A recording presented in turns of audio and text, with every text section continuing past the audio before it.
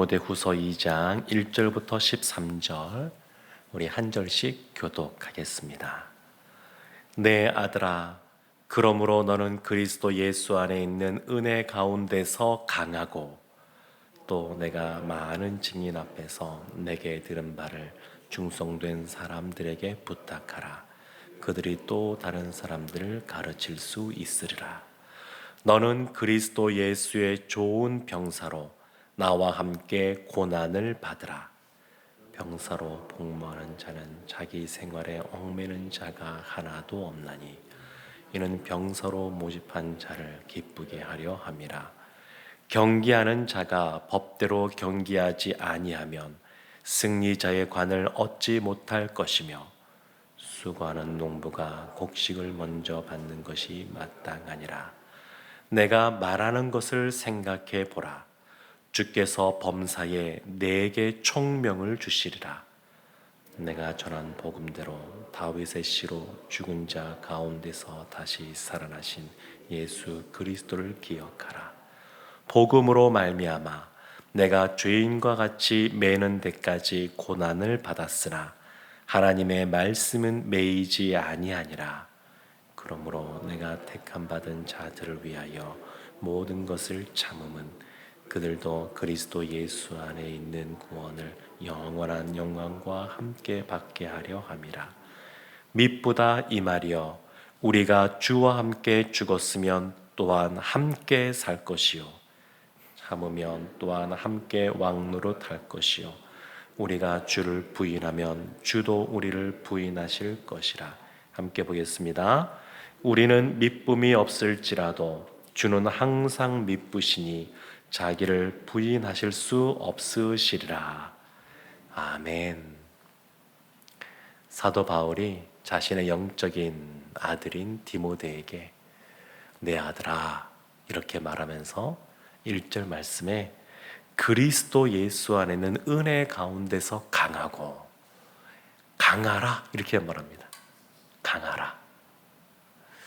늘 하나님께서 하나님의 사람들을 향하여 하나님께 주신 사명을 감당하게 할 때에 강하고 담대하라 이런 말씀을 반복해서 하셨습니다.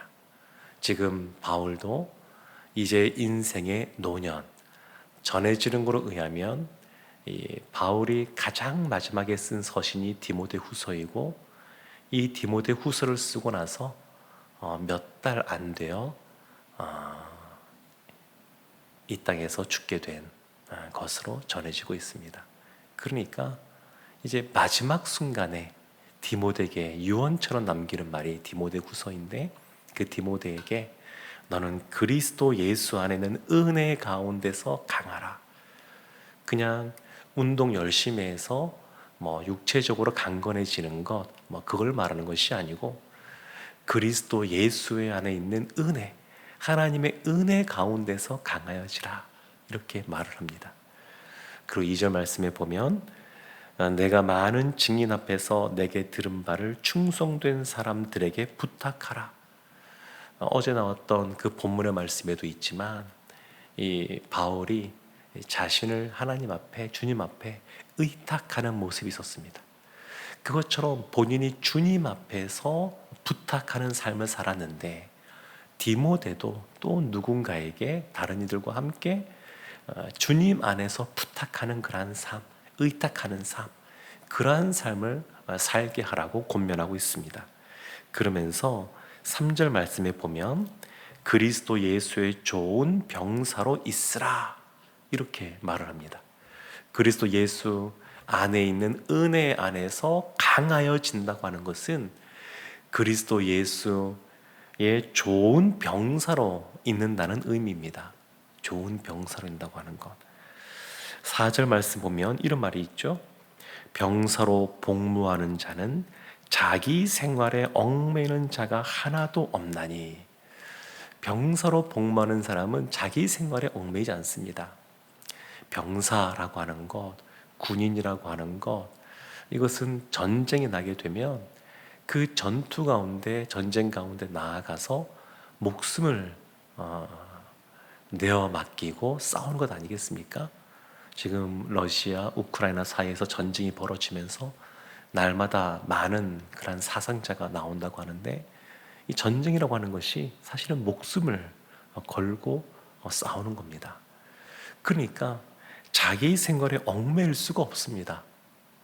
그냥 혼자 그냥 사회에서 살아갈 때 본인이 하고 싶은 것, 먹고 싶은 것, 마음대로 살 수는 있지만, 군인으로 복무할 때는 전쟁이 벌어지게 되면 그 전쟁 가운데 있는 사람은 그렇게 살 수가 없습니다. 성경에서는 우리가 그리스도 안에서 영적인 군사라고 말을 하고 있고, 오늘 본문에서는 그리스도 예수의 병사라고 우리에게 말하는데, 그와 같은 병사로 삶을 살아갈 때는 얽매이는 것이 없습니다. 우리가 보통 삶을 살아갈 때 우리 자신을 영적인 군사로서 우리가 부름을 받고 있는데, 우리가 얽매이는 게 무엇이 있는가 한번 생각해 보면 좋을 것 같습니다. 나를 얽매게 하는 것. 오늘 수능일이니까 특별히 우리 자녀들을 위해서 기도하고 하는데, 근데 이렇게 기도하는 건 너무너무 좋은 것이지만, 때로는 요즘 자녀를 적게 낳다 보니까 1명, 2명 이렇게 낳는 경우가 많다 보니까 그 자녀에게 매이는 부모가 생각보다 갈수록 더 많아지고 있습니다. 그냥 부모보다 아이들이 더 우선시가 되고, 그 아이들에 맞추어서 가정의 상황들이 변하게 되고, 이런 경우들이 참 많습니다. 근데 이와 같은 자녀뿐만 아니라 우리 삶을 살면서 내가 생각하는 어떤 이거는 포기할 수 없는 재미야, 쾌락이야, 이런 것이 있을 수도 있고요. 우리가 꿈이라고 하는 것이 있을 수 있는데, 그것이 하나님 앞에서 꾸는 그러한 꿈이 아니라 육체의 정욕과 안목의 정욕과 이생의 자랑을 위해서 그와 같은 꿈에 얽매이는 경우들도 있습니다. 근데 이와 같은 것이 사실은 그리스도 예수 안에 살다 보게 되면, 주님의 은혜 가운데 살다 보게 되면, 이와 같이 자신을 얽매이는 것, 죄인의 본성 가운데서 오는 그런 얽매게 하는 것, 이런 것으로부터 벗어날 수가 있습니다. 베드로 사도가 베드로 후서 2장 20절에서 이런 말을 합니다. 만일 그들이 우리 주 되신 구주 예수 그리스도를 알므로 세상의 더러움을 피한 후에, 그러니까 예수 그리스도 때문에 세상의 더러움을 피하고 다시 그 중에 얽매이고, 이런 부분이 있습니다. 그러니까 우리를 얽어매는 것들이 있는데, 이것이 그리스도 안에 있으면 그 은혜 가운데 이것을 벗어날 수가 있습니다. 그리스도 예수 은혜 가운데 강하여지고 그리스도 예수의 좋은 병사로 살아갈 수가 있습니다. 이게 주님의 은혜입니다. 그런데 이와 같이 벗어버리는 은혜를 입었음에도 불구하고 다시 얽매이는 사람도 있습니다. 그래서 베드로가 이 후서 2장 20절에서 이렇게 말합니다. 더러움을 피한 후에 다시 그 중에 얽매이고 지면 그 나중 형편이 처음보다 더 심하리니. 은혜 가운데 이 얽매이는 것을 벗어버렸는데 다시 그것을 지게 되면 그 이전보다 더 심하게 얽매일 수도 있다. 그러니까 늘 우리가 깨어 있어야 될 것에 대해서 말하고 있습니다. 하나님의 전신갑주를 입고 늘 깨어 있지 않으면 다시 그 이전보다 심하게 얽매일 수도 있습니다. 물론 이런 사람도 주님께 돌이키면 주님의 은혜 가운데 다시 벗어 던지고 자유케 되는 은혜를 누리게 되겠지만, 그러지 않으면 이전보다 더 안 좋은 상태로 떨어지게 됩니다. 4절 말씀에 병서로 복무하는 자는 자기 생활에 얽매이는 자가 하나도 없는데, 이렇게 하는 이유가 있습니다. 이는 병사로 모집한 자를 기쁘게 하려 함이라. 병사로 모집한 자, 병사를 모집하는데 누가 모집하느냐? 주님이 하시거든요. 주님이 직접 하십니다. 모집하는데 강제적으로 이렇게 그냥 명령을 내려서 세우는 것이 아니라 너무나 인격적인 분이어서 우리를 찾아오시고 우리에게 손을 내밀어 주시고 함께 하자고 말씀하시고 그렇게 모집을 하십니다. 근데 그렇게 우리를 병사로 모집하는 그 주님을 기쁘게 하려 함이라. 우리가 그래서 자기 생활에 얽매이지 않습니다. 거꾸로 말하면 어떻게 하면 자기 생활에 얽매이지 않는 삶을 살 수 있느냐? 그거는 하나님을 기쁘게 하시는 삶을 살겠다. 이렇게 각오를 다지면 그것이 가능합니다. 히브리서 말씀을 보게 되면 11장에 믿음의 장이 나옵니다.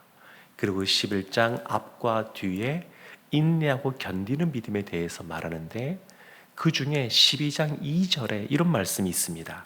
믿음의 주요 또 온전하게 하시는 이인 예수를 바라보자.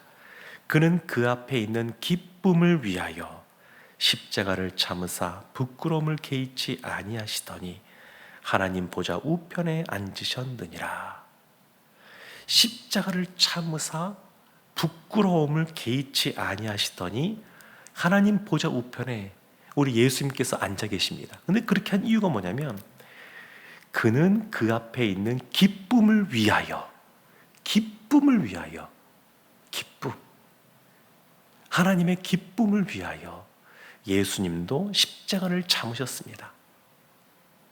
그러니까 예수님도 이 땅에 오셔서 하나님께서 주신 그 사명을 감당하는데 그 기쁨을 위하여 그 모든 것을 참으셨습니다. 그러니까 군사로 모집된 그리스도 예수의 좋은 병사로인다 그러면 우리도 이 기쁨을 위하여 나아갈 수 있습니다. 그래서 우리가 지금 말씀 본 12장 2절 말씀에는 그래서 예수를 바라보자 이렇게 말합니다. 좋은 군사로서 병사로서 자신에게 주어진 일들을 기쁨으로 감당했던 그 예수 그리스도를 바라보자 이렇게 말합니다. 히브리서 11장 그 6절 말씀에도 보면 이런 말씀이 있었습니다. 믿음이 없이는 하나님을 기쁘시게 하지 못하나니 하나님께 나아가는 자는 반드시 그가 계신 것과 또한 그가 자기를 찾는 자들에게 상 주시는 이심을 믿어야 할지니라. 하나님을 기쁘시게 믿음이 있어서 하나님을 기쁘시게 하는 삶을 살아가면 그러면 주님께서 자기를 찾는 자들에게 상을 주신다는 것도 믿어야 한다 이렇게 말씀합니다. 우리가 그리스도 예수의 좋은 병사로 모집된 사람들입니다. 그래서 우리도 자기 생활에 얽매이지 않고 우리를 모집한 그 주님을 기쁘게 하시는 삶을 살기 위해서 애쓰고 힘써야 될 줄로 믿습니다. 그러면 주님께서 그 이후에 보상도 주신다는 겁니다. 보상을 주셔요.